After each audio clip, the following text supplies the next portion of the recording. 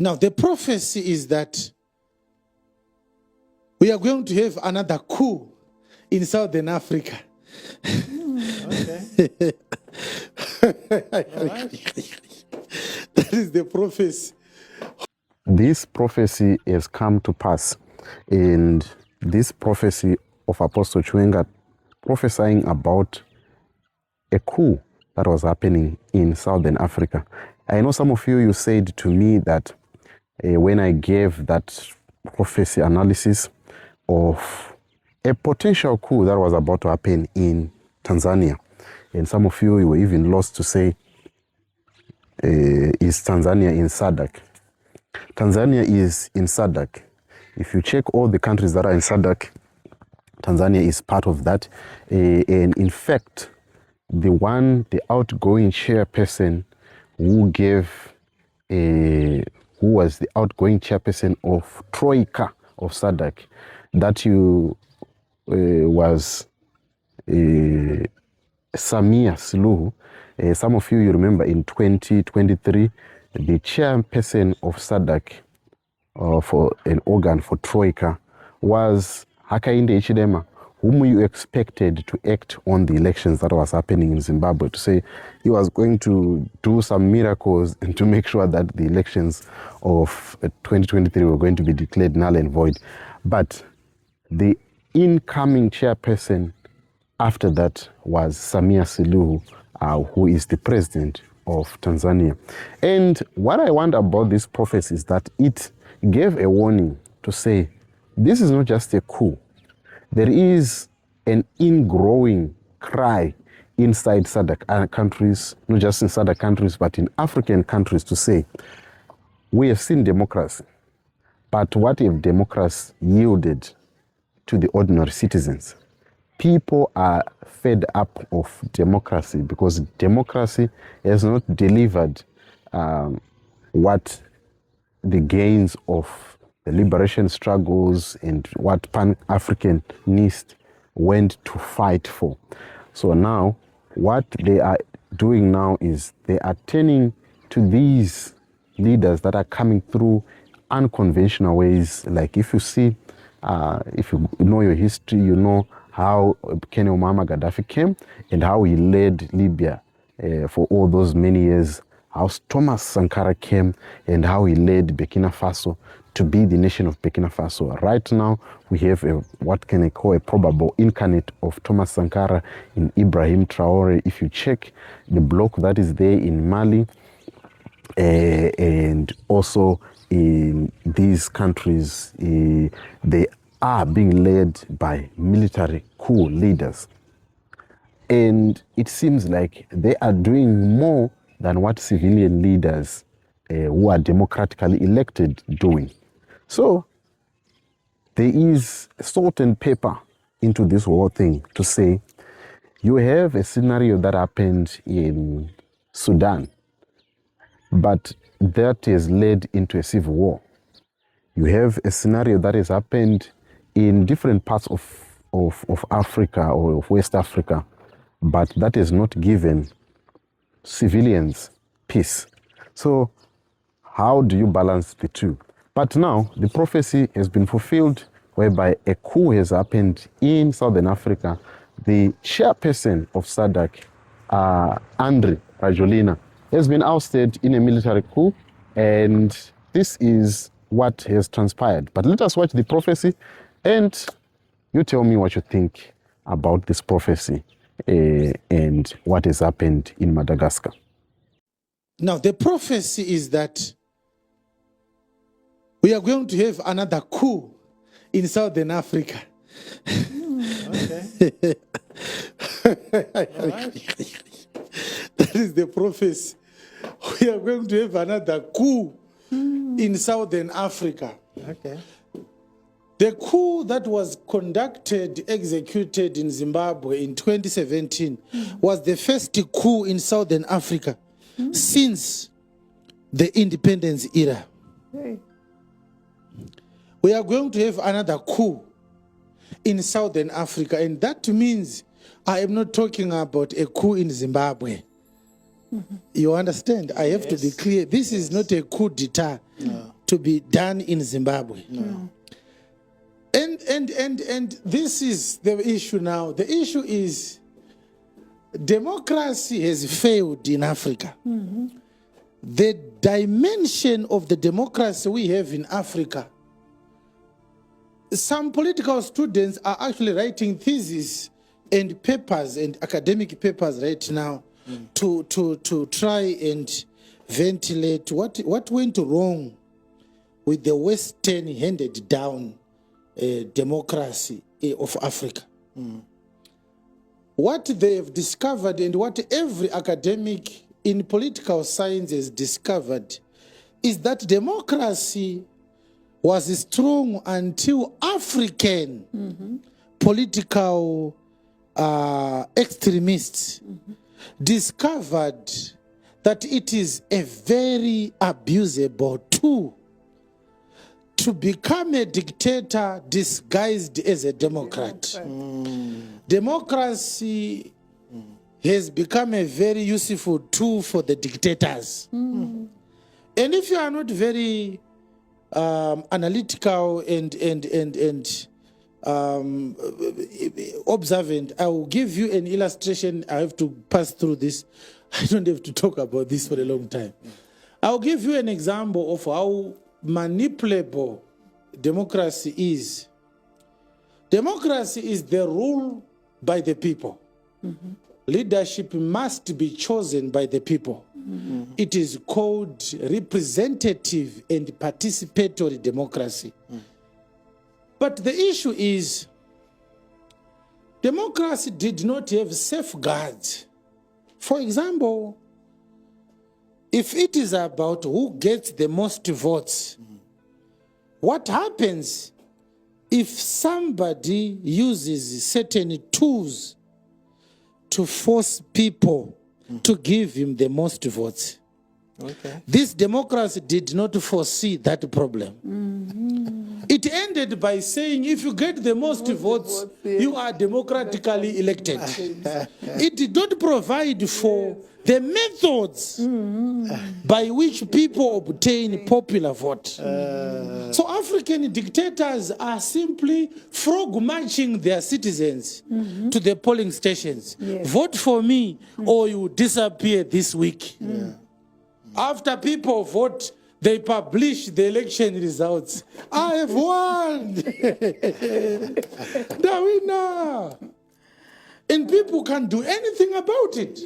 The argument is, didn't you say, I need to receive popular vote to govern my people? Yes, we said that, but no, there's no but. Did I not win by a landslide? Yes, you won, but no, there's no but. I have won. Go and sit down, my friend. I'll be your president for the next 5 years. This is one of the weaknesses of democracy.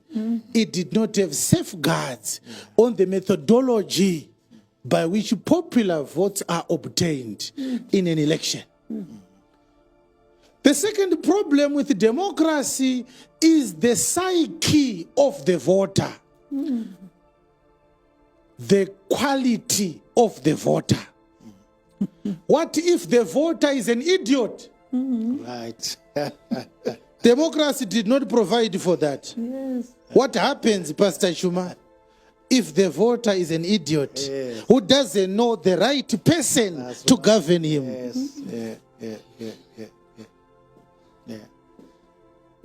The principle of the free willed kind of democracy is flawed because it is dished out with the presumption that all people are competent to choose the right leader for themselves, which for 50 years now, Africa is a good sample field to prove that the theory is wrong. We have so many people who have no capacity to vote. And this is also looked down upon as an abrogation of the doctrine of equality. All men are equal. But it's not true now. When an important issue comes to play, like voting for the person who is going to implement or formulate policies that are going to shape the destiny of our children, we need the right person. We need the competent person to govern us. We need a person with the right, not only intellectual capacity, but emotional characteristics. Is he human enough to govern the people? Yes. Is he empathetic to the problems of the people? Does he have a heart? We need to think about that. Yes. The question is, the people who are choosing their president do not know what are the parameters along which a president is chosen. A minister is chosen. An MP is chosen. They choose ministers based on how good and handsome they look. We are voting for people because of the orations they make on public rally platforms. But there's evidence in this person's personal life that he cares about nobody. But you must understand that during the colonial era, there were laws that said if you don't own this and that, you don't vote there and there. Okay. Yes, there were laws that said if you are not a landlord, if you don't have a property in this constituency, you shouldn't vote in other jurisdictions. There were such laws. How can you vote choosing an MP when you don't have vested interests in the development of this constituency? Yes. Some argue to this day that the criteria of those governments had wisdom in them. Unovota unei. Ukavotera munhu asiri ucharasikirwa nei. If you have got nothing to lose, what are the odds that you care the quality of the leader you are electing into office? What do you have? So democracy has failed. I speak both as a human being and also as a man of God. Amen. Democracy has failed Africa. And we are going to see another coup. Because the Zimbabwean coup was a failed coup. What their objectives were as they pronounced them that fateful night. We are targeting criminals. We want to restore a legacy. The military was too fast. It did not consult with the people. The academics were too exasperated with the economic situation of the Mugabe dispensation. Their minds froze. They started dancing and ululating to the military mantra. But they were not putting and applying their minds to ask critical questions. Questions like, which legacy are you trying to restore? All right. All right. Which legacy did Mugabe bring that was worth restoring? What legacy did Mugabe leave for the military to want to restore? Hey. Until today, such a question was never asked. You understand? Yes. The so-called academics went to sleep. Yes. The so-called opposition politicians, they were mesmerized. And where we are now, Zimbabwe is far worse than it was in the Mugabe era.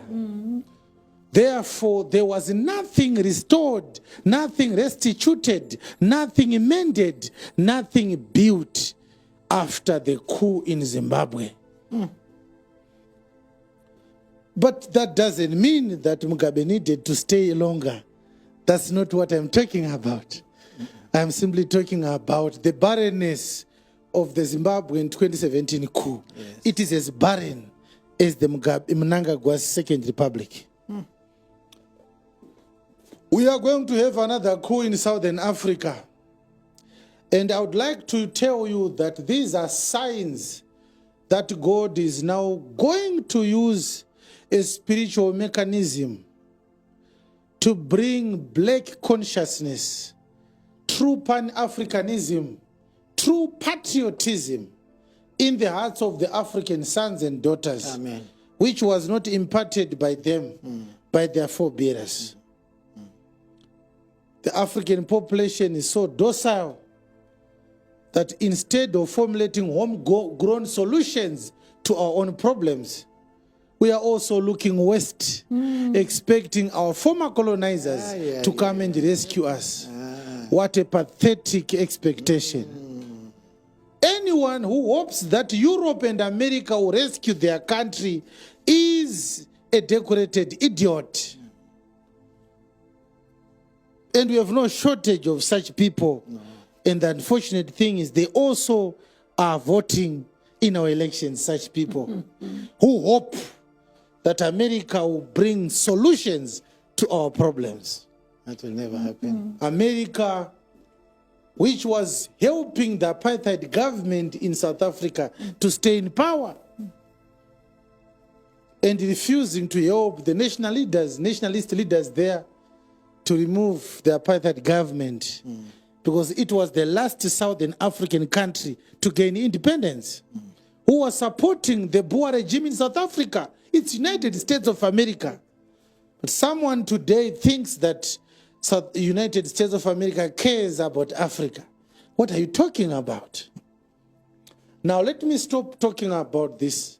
I just wanted you to know that since democracy has failed, Africa needs to come up with a different form of leadership ideology. Okay. That is more superior to the handed down democratic ideology borrowed from the West. We are going to have another Ibrahim Traore situation. It may not measure up to what Ibrahim Traore is doing, but it's a step in the right direction. Okay. Freedom from our own black brothers and sisters. This is what Africa needs. African states need liberation. Yes. Not from the white colonial government, but from a black bourgeois government. That's what Africa needs. Yes. And so we have to brace for that. It's unfortunate that when people take power from those who are drunken with it, they will have to use force. And when force is used, lives will be lost and blood will be spilled. But that's what happens with any revolution. Every revolution has its own martyrs. What is better, Pastor Chuma? Yes. For 20 people belonging to the opposition to die while trying to redeem themselves from the oppressive government than for them to be gunned down while seated at a political rally. Which one is a better option? Chirinani chi kufa mchimhanya makabata matemo muchiti takwenda kunozvinunura pane kufa makagara parali sehuku dziri muchirugu. This is why we are going to have another coup in Africa. Those who really want to build Africa, the first thing you want to do if you become a president in Africa, you have to review the whole political ideology of democracy. Yes. The philosophy of democracy has brought so many wounds to the African people. It doesn't have anything good that it has done. A very, very subservient ideology. A very, very manipulable philosophy. Yes. Yes. Anyone can manipulate democracy. People are forced into lorries. People are forced to attend rallies. When the rally starts, the one with the microphone is the dictator. The people who have been marched into the buses, they are not allowed to speak. The national newspaper and the national television station, they are working also for the dictator. At 8 o'clock news, the presenter of the news says, the stadium was filled to the brim. It is clear the president is as popular now as he was 45 years ago. People can't let him rest. He wanted to retire. It's the people who demanded him to retain the presidency. They say, where will we get another better president like you? The president is old. The people don't want him to rest. The people who are being quoted, they are not being given the microphone to speak. Yes. The international world, they see a stadium full of people. They don't know that 99% of the people in that stadium, they attended the rally out of fear, not out of love. Some of them have vending markets that they are being manipulated using. We will take it back from you if you don't attend the rally. Some were given jobs. You must attend every rally. The people are filling stadiums, but they are not doing it willingly. Oh, yes. Nobody can prove it that the people who attended the rally were frog-marched to the rally. They were arm-twisted to the rally. They were coaxed to the rally. At breakfast news, the president will say, I welcome the invitation by my people to lead them once again. I am a humble servant of the people. Last night, his soldiers were beating up people in the locations. Democracy is a mirage. It is a ruse.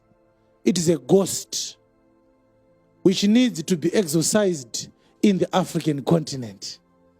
And this is why we are going to have another coup in Southern Africa again.